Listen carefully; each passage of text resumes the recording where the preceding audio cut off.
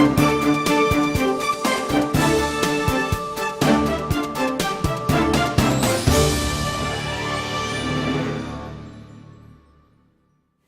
right. Good morning once again. Thank you so much. Earlier on, we had a show. We're looking at the headlines across the continent of Africa this morning. It's about 17 minutes past 11 a.m. That is Nairobi, East African time.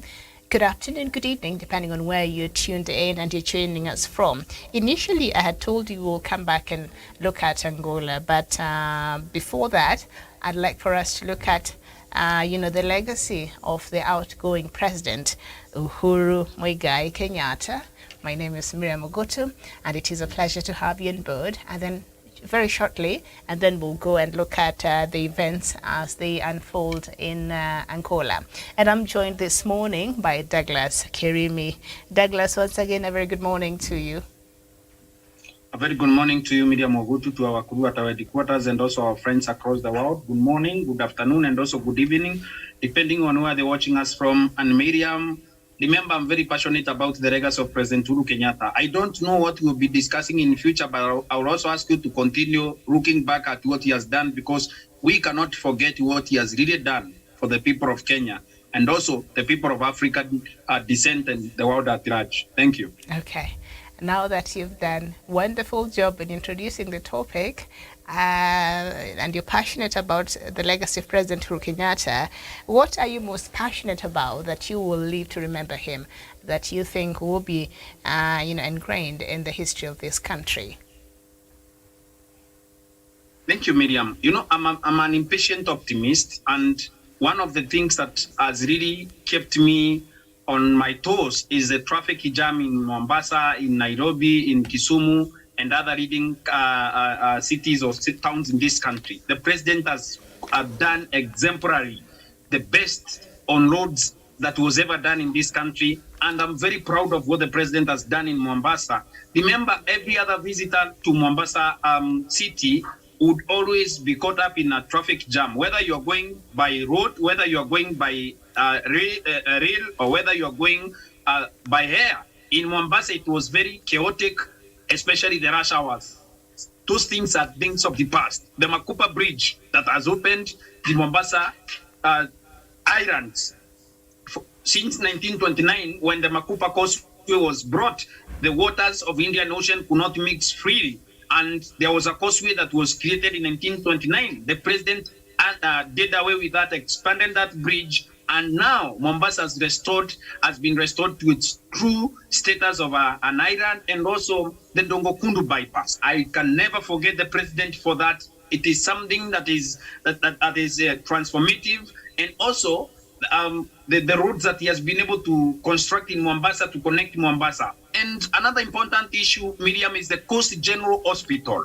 The people of Mombasa, with their huge populations, people from different places, tribes, people of different descent in Mombasa, could not access proper health care at the Coast General Hospital since its inception. But the president has invested in the Coast General Hospital, especially the Rida Mama program and other programs at the coast. We were privileged this year in July 4th or that to have met a group of people that praised the president for what he has been able to do at the Coastal General Hospital. And remember, this is not only Coastal General Hospital, it's so many hospitals across the country. The Universal Health Care Plan of President Uhuru Kenyatta is a dream that is arrived and that has really transformed many lives, and especially the Kenyatta Hospital, Miriam. I can never forget President Kenyatta for the Kenyatta University Teaching and Referral Hospital that has the best equipment. Remember, even recently they acquired machines that can only be accessed outside the country, and especially for my beloved county of Meru. At the Meru Teaching and Referral Hospital, he has been able to do something there. So Miriam, I'm very proud of the health care plan of President Uhuru Kenyatta and also the infrastructure plan of President Uhuru Kenyatta. The next agenda of the president that I really like and that has really stuck to my mind is the peace process that he has been able to bring to the Republic of Kenya. Remember, this is the only election, Miriam, that we have never had people go out of their way, burn tires on the road and all that. And this is a culmination of what the president has been able to do.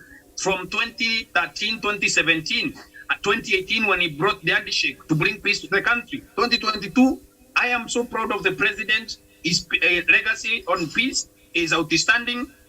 And even in the region, Eastern Storm Miriam. We've had issues with our neighbors in Somalia, but the president has stood and also made sure that he has been able to pacify our efforts with our neighbors, and also to bring peace in South Sudan, bring peace in Kinshasa, in Congo, to make sure that these people coexist together. The president has been a peace champion in the region, and I hope in the next dispensation he continues dispensing his wisdom, the courage that he has shown to lead regional people, especially the people of Ethiopia.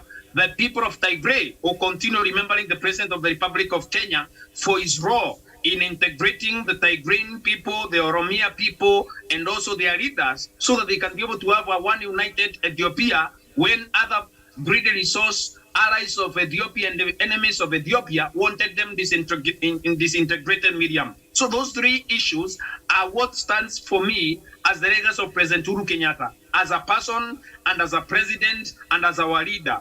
We will always miss the soft side, diplomatic side of President Uhuru Kenyatta, the healthcare champion, and also the infrastructure giant that has never been seen before in this country. A man that has constructed more roads than any president who ruled this country since the days of his father, Jomo Kenyatta. Thank you. All right. Thank you so much for that. And of course, the President-elect William Ruto has said that he's not looking forward to any kind of handshake. I think he was referring to the handshake President Uhuru Kenyatta had with opposition leader Raila Odinga. And I think that is one of the key things that perhaps President Kenyatta will be remembered for. But before we go to that conversation, we are joined also by Jevan Karanja, all the way from Nanyuke. Jevan, a very good morning to you. Very good morning to you, Miriam. Good morning to our viewers and Douglas Keremi. All right. You missed out a very nice conversation show we just had a few moments ago. We were looking at some latest headlines of news stories from across the continent of Africa. But right now we're looking at some of the highlights of President Uhuru Kenyatta's legacy. And I think I brought up the issue of handshake. But first of all, would you perhaps let us know of everything else President Uhuru Kenyatta has done? What will stand out for you? Because I know we've been looking at his legacy for a while now. Yeah, thank you. Thank you very much, Miriam. I was privileged to go through the newspaper headlines, and it's all about the new president, William Ruto, and how Kenyans, the reactions of Kenyans after the Supreme Court upheld his win. And it seems like a majority of the people who voted for him are really in a celebration mode. And at the end of the day, Miriam, I want to remind all Kenyans that whichever the president is in power, he is there to serve all of us as Kenyans, because immediately he is sworn in office, he transforms to be the head of state and a symbol of national unity. Therefore, it is a mandate the president-elect William Ruto to bring Kenyans together, to ensure that even those people who voted for Raila Amolo Odinga and the rest of the candidates feel as part and parcel of this government. Although he is very clear that he will not accept anything to do with the handshake, I know in his own knowledge and wisdom, he'll have a way of ensuring that the opposition does its job, checks the balance of the day, and at the end of the day, Miriam, we want to see that environment. We have missed a lot, Miriam, since the handshake. We had a government that had no real opposition. But as we move forward, Miriam, we want to see a government that has an opposition, that will check the government of the day, so that Kenyans will know where things are going bad. And I know the members of parliament from the Azimio side, the senators and so on, they are ready to take that task, and they'll do it excellently. Mm-hmm. On the issue of President Uhuru legacy and what he has transformed for me, what stand out is his infrastructural development agenda. That for sure he has delivered to a point where his opponent and those people who are on the other camp started saying that we don't eat roads, we need unga to stop the infrastructure development first. and concentrate on the unga and basic needs. Therefore, that shows that in terms of roads, railways, and other infrastructures, he has done well. Hospitals and social amenities, technical institutions, he has really tried. When you go to Nairobi, we have the Nairobi Expressway, we have the Mau Mau Road, we have the Keno Marwa dual carriage, and so on. When you go to Mombasa, as my friend Douglas was saying, there are mega projects that has been done and completed by President Uhuru Kenyatta. Therefore, on that issue, we will remember him greatly on his infrastructure transformation agenda and the handshake and the BBI. He tried much to bring a BBI that would have ensured Kenyans have equality and resources near them. He was looking forward to an empowered revolution and a process where when you go to elections, Miriam, we could not be having a scenario where we are in today, a dual-die presidential ballot. President Uhuru Kenyatta was very keen on ensuring that when we go to the ballot, nobody feels excluded from the government of the day. But although that didn't materialize, is an agenda that those who will be left behind, those who will be in the government of the day, is something they need to pursue, because at the end of the day, we have a responsibility of uniting this country and ensuring that all of us feel as part and parcel of this administration. Thank you. All right, thank you so much. And of course, we've looked at infrastructure and the handshake, I believe, and it's one of the key things that I think was criticized, especially by the then Deputy President, who is now the incoming President, William Ruto. And he criticized and he reminded us there several times, even with his deputy now, they said, Kenyans cannot really eat roads, so we need the government to focus on other things outside of the infrastructure and also the issue of handshake. So what are your expectations as far as, because for some Kenyans believed that the handshake really went a long way in uniting this country. But for those people who were from the other divide, did not perceive it in that regard. So how do you see this unity process moving on? Because as we speak, the country is deeply divided. So how do you see how would you advise the incoming government to handle the issue of uniting this country, but also how are they likely to deal with the issue of infrastructure and other developments that they have been criticizing for a period of time now, Douglas, as we conclude? Miriam, people always have negative thoughts on very many programs, and not only for the President of the Republic of Kenya, His Excellency President Uhuru Kenyatta, but they will always have a negative view of everything that is taken out by any president across the world. I will not mirror a lot on what other presidents have been able to do, but look at the bridge at Gigamboni in Tanzania that was constructed by the late president of Tanzania, President Joseph John Pombe Magufuli. When was constructing that, the opposition was doing a live broadcast on Facebook, on radio, and television, talking about that project and also how it is not going to benefit the people of Tanzania.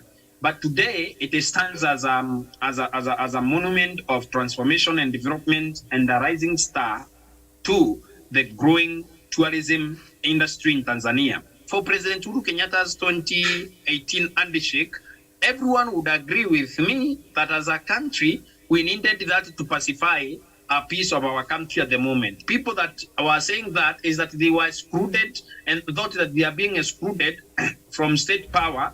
They would only have a different negative of that. But people have appreciated that.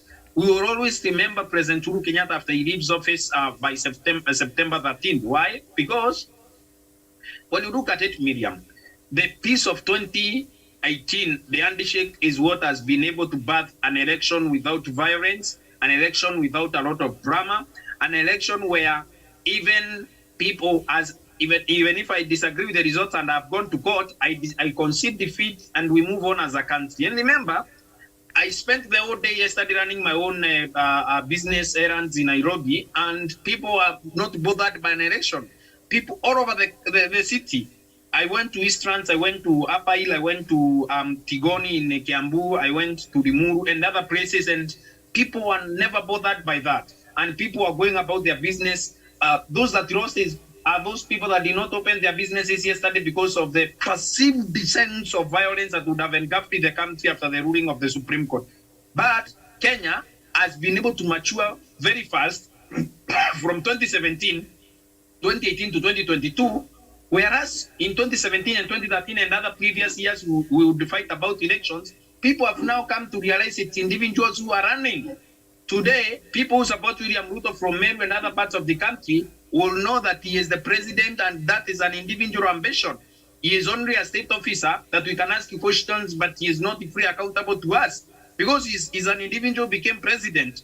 It is not a collective responsibility of the people of Kenya to choose who becomes the president and now how to control him. He can become a bad president, a good president who builds roads like President Kenyatta, who cares about your wife's health care and also mother and child health care, primary health care of your country, or a corrupt bureaucrat who is going to take over the resources of your country and run away with it. He can become another president who continues sealing management for dams and building classrooms for school-going children, and your country becomes destitute. And he can now decide to share power amongst his friends and make a life hell for these people in this country. So, Miriam, as a people, as a country, we should not criticize the handshake that birthed election, violence-free elections. There's nothing that happened in this election that you can term as violent. For example, the member for Kimilili, I think Kimilili, Didibas Barasa shooting a bodyguard. That is a personal issue. It's not even about elections. It's about the recklessness of a leader. Maybe he was drunk or so. So, at the end of the day, Miriam, the handshake of 2018 has birthed this country an election that is free of violence, and we've been able to be studied as a country that was coming from the ravages of violence to a country that embraces democracy and respects the will of the people. So any development project or any issue concerning even the handshake is an issue that is going to be studied in foreign universities and including our own native universities as a people and as a country. We shall be used as a case study of a country that embraced peace in the midst of a political turmoil, in the midst of a selfish interest, in the midst of a power-greedy individuals, and we've been able to override that and overcome the same. For President Uhuru Kenyatta, the Right Honorable Raila Odinga, you remain our icons. You remain the champions of democracy. President Kenyatta and the Right Honorable Raila Odinga had an opportunity to steal this election, but they did not steal this election. But they have entrenched electoral justice into our system, and that the legacy that we shall remember them for. Thank you. Okay, thank you so much, Evan. As we conclude, remember President Uhuru Kenyatta when he first came to power in 2013. It was on a backdrop of a very hotly contested election that ended up in the Supreme Court, and he inherited quite a volatile country as far as our elections are concerned, because we saw the post-election violence. I think after 2017 and even in 2013 there were some skirmishes, and also in 2017 there were pockets of violence here and there. But this time there has not been anything like that. So would you say that, I don't know if the handshake had anything to do with that, but probably he have left, as much as we are divided right now, but maybe he has been able to his handshake with Raila Odinga, I don't know if it has been able to address the issue of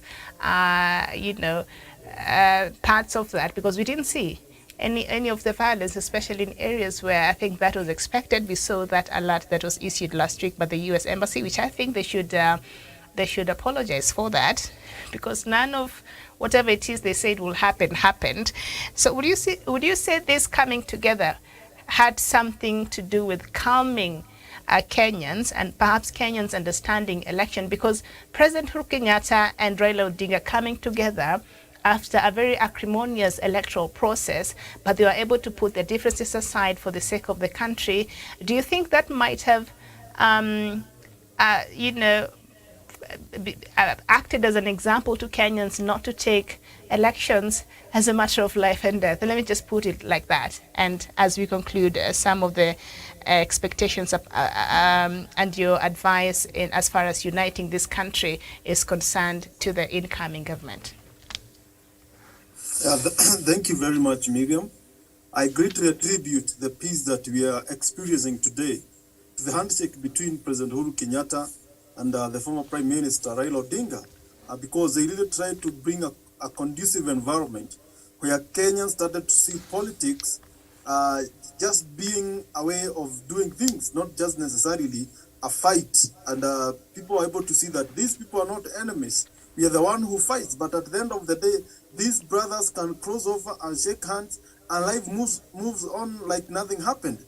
I think the handshake has really opened the eyes of Kenyans, and they're able to see through the politics, and they're able to see that these just are any other contest. Even we go for football contest, we go for other games, and you lose and you shake hands with your opponents and you go home. And I think that has really, from the day they did the handshake, that feeling of a peaceful coexistence has trickled down to to ordinary Kenyans. Yesterday, I saw the people in Kisumu. They were very jovial. They are saying now we are waiting to hear from Raila Amolo Odinga. But all and done, we need to move on as a country. Therefore, when you hear that kind of things, you understand that Kenyans has really matured politically.